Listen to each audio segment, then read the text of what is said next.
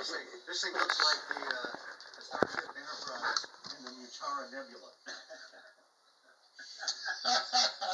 or whatever they were driving at the time.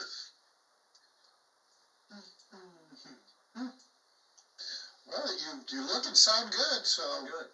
I don't want to jinx it. My hair. You're right, baby. Yeah. Hello, everybody. Hello. Oh, where's your mic at? Hello. What's that? Where's your mic? Oh, yeah. Okay. Hello, everybody. Can you hear me? Yeah, you're Sound good. Okay. still a Thank little you. bit low compared to everybody else. But is your mic in front of you, or is it like off to the right or left? No, it's now in front of me. Alright, good. Cool. And now we're just waiting on Hercules. PDR, what's going on, PDR? Hey! All right. Here's Hercules. You got Hercules? Yep. Alright. Okay, I'm going to have everybody introduce themselves first before we get into this discussion.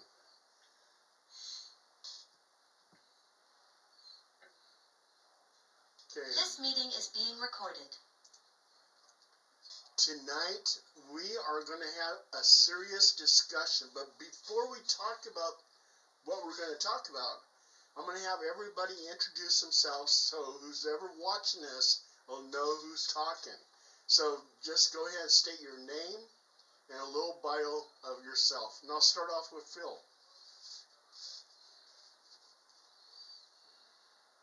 Take myself off mute. Phil DeSaro, host of the podcast here, Ghost Wankers, and formerly known as The Waiting Room. Done a few documentaries, done a few podcasts besides the other two podcasts, 2 books out, 30 plus years in IT, a couple of years in the Marine Corps, and yeah, just having a good time here with the Ghost Wanker crew tonight. All right. Thank you, Phil. Tim. Well, hi, I'm Tim Swartz. Always happy to be with you all tonight. I'm a paranormal researcher, writer, investigator. Have a number of books and articles out. Our most recent is called Weird Time, Exploring the Mysteries of Time and Space. I've been a computer user since probably the 1980s, late 1980s, when they became available at work. But my wife is the expert. She's the IT person.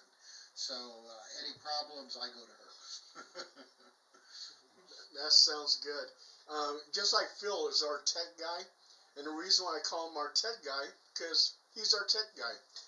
Anyway, the next one is, Xandean.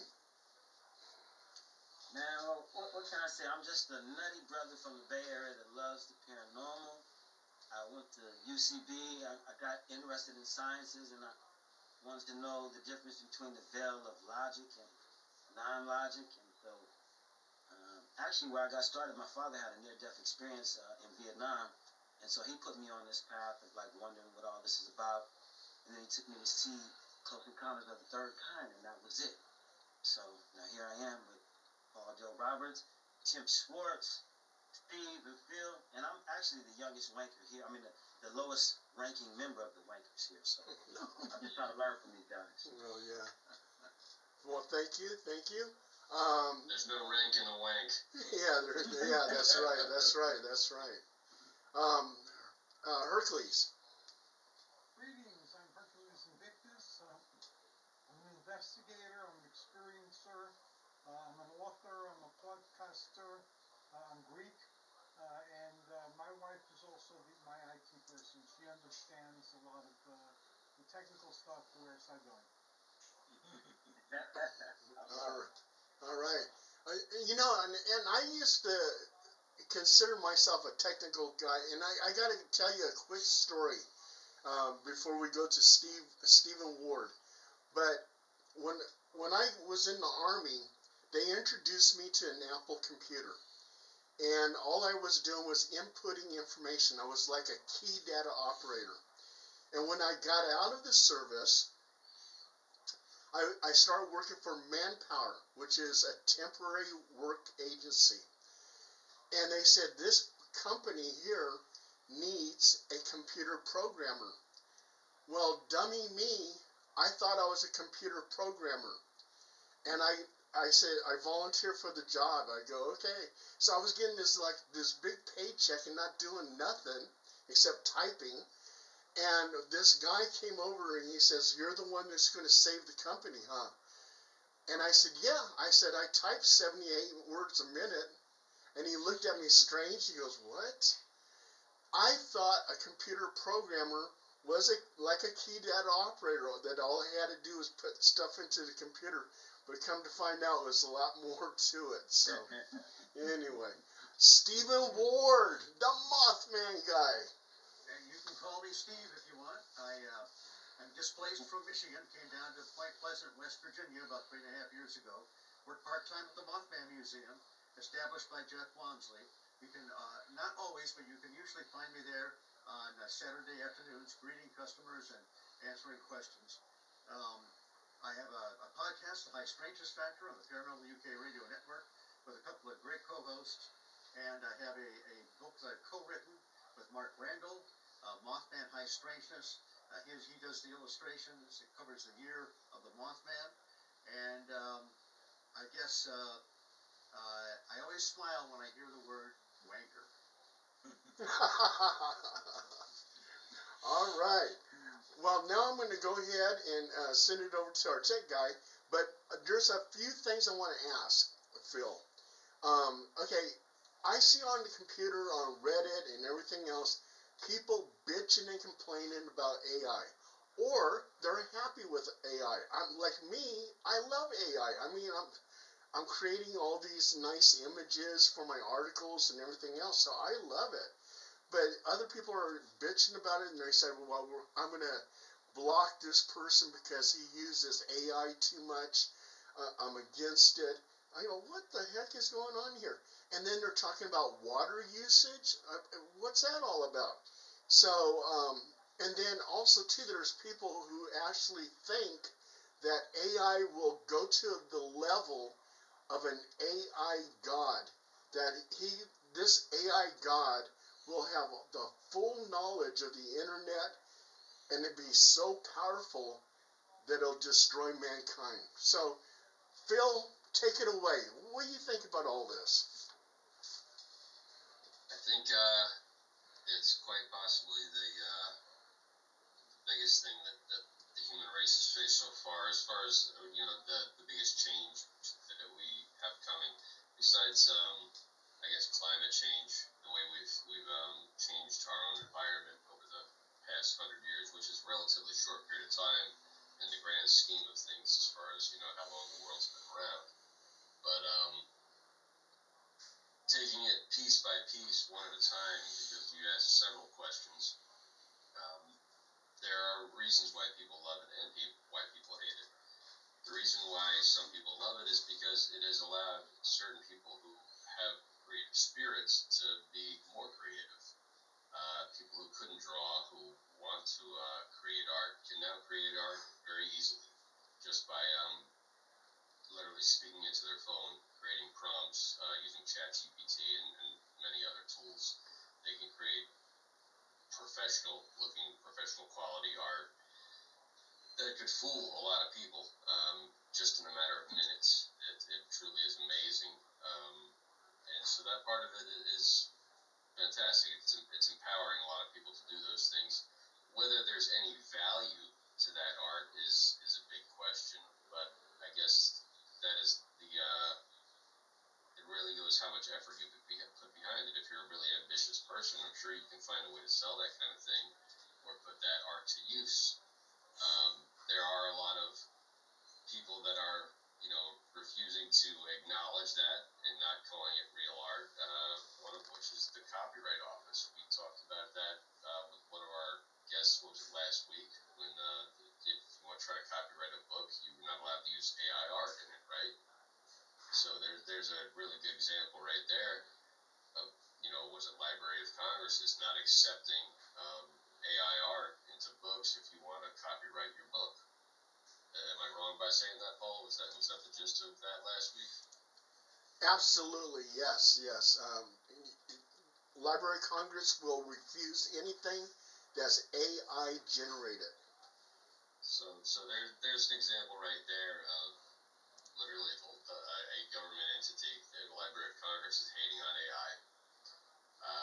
Why? I'm really not sure. I don't see the harm in it. It's allowing people to illustrate books who can't draw and who can't afford to have an artist illustrate their books. On the other side of the coin, so to speak, it is putting artists out of work. Because there are a lot of artists. I know a few from Sacramento that who did my books for me that I paid good money for.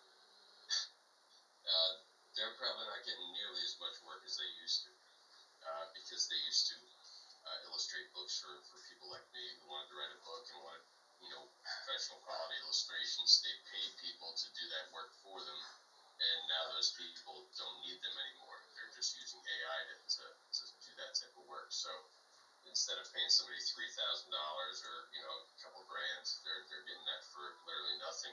Also, startup companies here doing creating a web page or your business cards, anything like that. Or if you wanted to create a logo, you can do it for nothing in a matter of minutes with ChatGPT. Whereas you would have had to pay somebody, and a lot of people made a living for the past 20, 30 years, as web designers. They're all not able to make money now. Time to retrain yourself, time to get a new job, time to learn how to make a living doing something else, because AI is literally taking food out of your mouth. Going along the same lines there, the music industry is really getting hit hard with this. You think about this, artificial intelligence is really nothing more than a gigantic database of information. Songs really are nothing but information. If you really think about it, you have lyrics and you have musical notes. Music is really nothing but math. Xandean does this. And so it's easy to put these things down digitally in information and keep them in the database. You can put all of this stuff together in a program and say, make me a song like John Lennon's Imagine, only not quite like John Lennon's Imagine, so I don't get in trouble, for copyright. 5 minutes later, you have, what if the world had no problems? It's not quite that blatant, but you get my point. And some of it's very good. I mean, it literally where this would take somebody with talent, maybe a day, a week, a month to work on a song like this and really, hone it down, write it, and then actually record it. A program on your phone can do this in a matter of a few minutes, maybe an hour tops. And so this is really thievery, if you think about it, because it has access to everybody's music, to every song ever written by every artist ever recorded, and it's just, you used to call it inspiration, right? Or what? I'm missing the word. Your influences, right? You grew up listening to Chuck Berry, and Chuck Berry was your main influence, and he's your hero, and so you sound a little bit like Chuck Berry because there's a little bit of Chuck Berry in everything you do because he was such a huge influence on you, right? Well, you got literally Hal the computer now, who's influenced by everything you've ever done, and all you have to do is say, Hal, make me something like this, make me something like that, and Hal can do it for you in a heart. And so it's an unfair advantage that it has over humanity. We're going to get to a point where, in my personal opinion, and this is going to sound like the grumpy old man that I am, I think music has sucked for decades. I mean, it really has started going down the toilet in the 90s, in my opinion. But, and it always was formulaic. I mean, really, you could even go back to the 1960s, was it, oh, honey, sugar, sugar, and, or, how much is that doggy in the window and all that horse shit. There's always been, good music, and then there's always been bubblegum bullshit that's sold to the masses, right? And some people really like the real far out shit, and some people don't. That's taste, human nature, to each his own. But now it's gotten to the point where the music industry has always stolen from artists and always screwed them over, but now it doesn't even need the artists at all. Now it's just going to be, some corporation out there with a program that's saying, all right, we need a new hit, and we want it to sound like this person, and now we need a face for it. So let's get an AI generated person who looks like this girl because everybody thinks she's hot, or this boy because we want somebody who looks like Justin Bieber, or we want somebody who looks like Ariana Grande, or whoever, and we want the song to sound something like this hit or like that hit. And in a matter of a minute or an hour, they can do it. And so you're not even gonna have artists anymore. You're gonna have AI generated music, maybe for the rest of humanity. It's gonna come down to that. Or there could be a huge backlash. There could be a movement, and I imagine this is going to happen to an extent where people are going to get so sick of this where all they're going to want to hear is this: can you play your music live? Can you do it with nothing but a guitar or a ukulele or a mouth harp or something like ridiculous like that? Acapella might become all the rage for a short period of time. And Phil, I can see that happening. Phil, I got to say something real quick. Yeah. I also too saw where people were saying goodbye Hollywood, because I go on YouTube and I can watch things like Batman fighting Freddy Krueger. They don't have to go through copyrights. I mean, it's just like, wow, all my little fantasies of this character meeting this character is happening. Now that is theft. That is straight theft, and those are illegal. They will crack down on those. They cannot release those in the theater, and they cannot sell those. And those are costing people money to produce. That is not free. The intro that I created for the Ghost Wankers thing, that cost me like $35, which was a membership for some program that I quickly canceled. And if you look at it, it is loaded with mistakes. In the very beginning, the guys get out of the van, and Paranormal Soul Brother exits through a door in the hood where the engine should be of the van, right?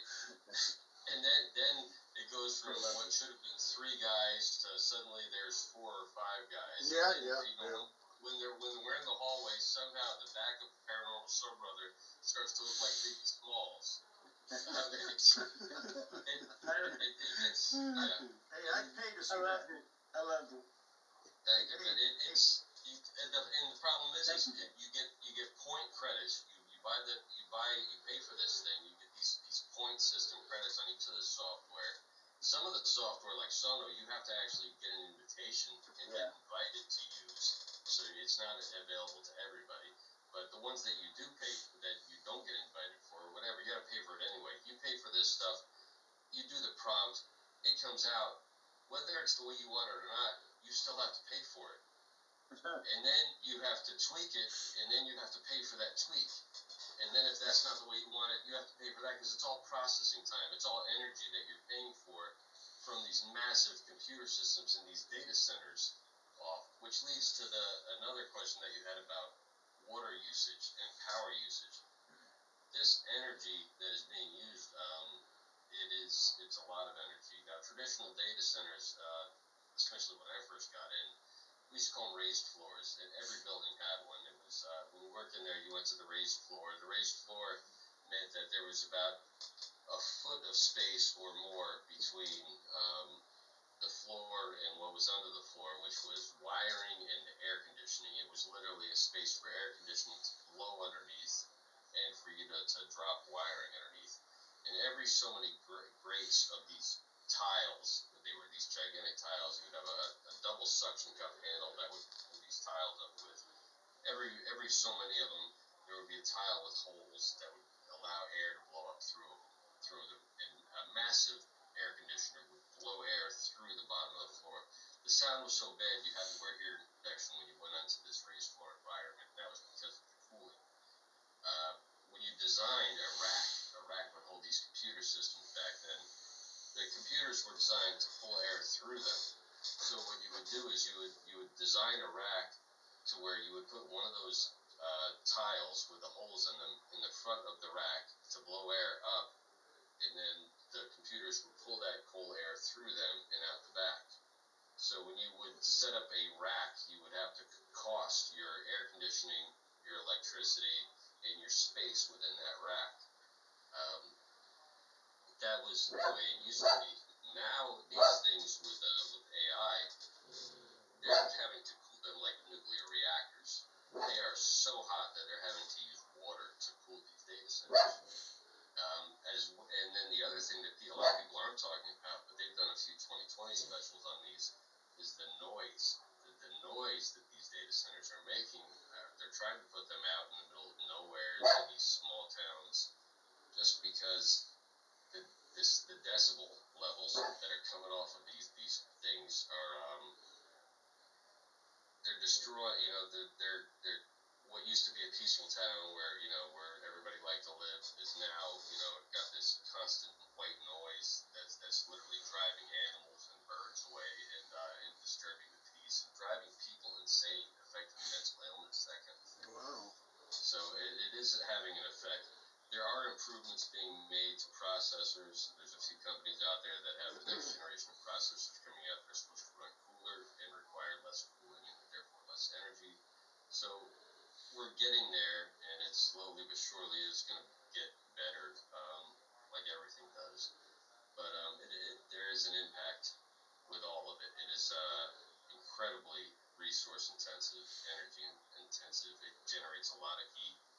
I wondered, why don't we throw these things in cold places like Alaska? But I guess, just the transmission lines, satellite or whatever, probably just take too much for them to do that. Or maybe it's too cold, I really don't know. Paul, I have to say, go ahead. Yeah, no, go ahead, Steve. I've talked too much as it is. If you want to see Freddy Krueger fight Batman, you may want to seek some help. I'm just saying. I do have a serious question. Those like me, I don't know how you create AI. Can you guys walk us through a basic, for those of us that don't know and the people listening, how, I know what kind of equipment do you have, and then how do you actually create the images that result in it?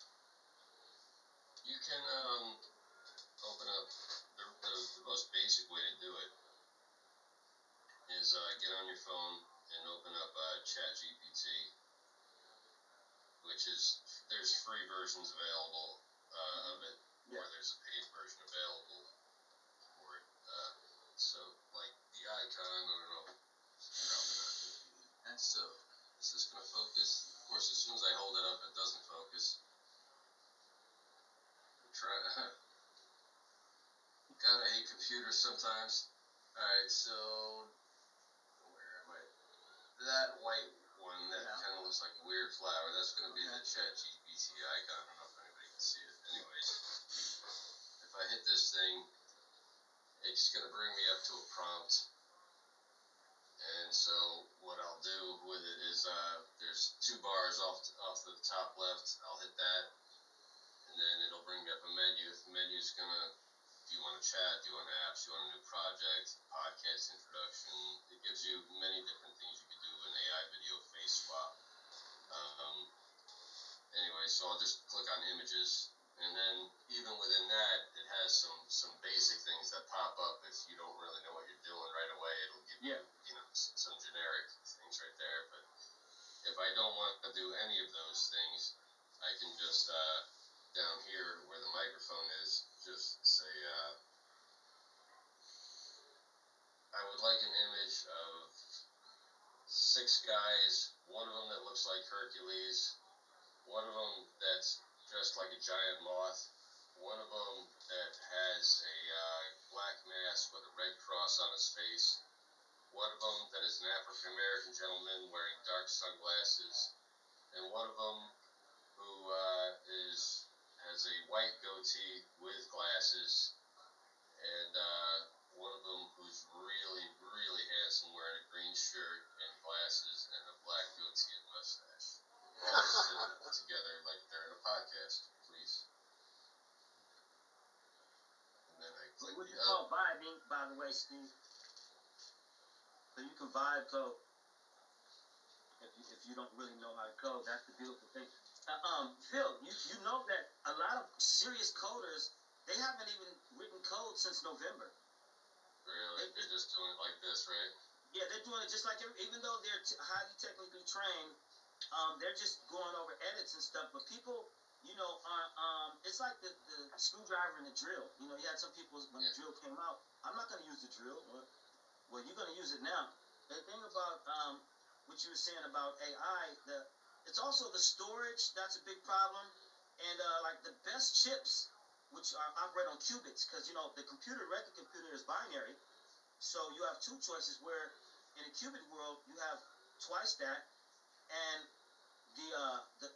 the best chips are really they're cooled like in crazy ways. You know, it's like as we talked about, you know, beyond water, nitrogen, liquid nitrogen, all kind of ways to try to cool some of these crazy chips. And so the thing is, memory storage is hard, and also they don't use algorithms like a regular computer does. Proton clouds, you know, use atom clouds, and they're trying to find new ways for better algorithms for this.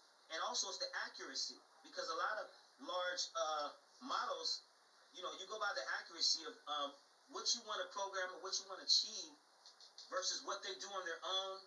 And then, Steve, there's a bunch of things called prompts. You know, a lot of people don't realize, like, we can say to a computer, you know, what we really want it to do.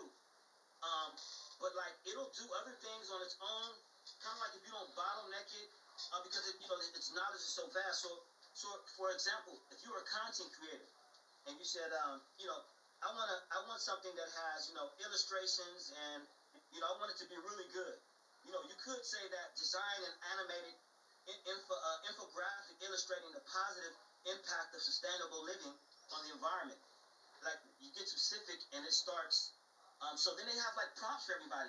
But what people don't know is when you say about computers taking over, people kind of forget about this aspect. You as a human, you have 70 million volts that go into your neurons firing at 370 trillion cells at 4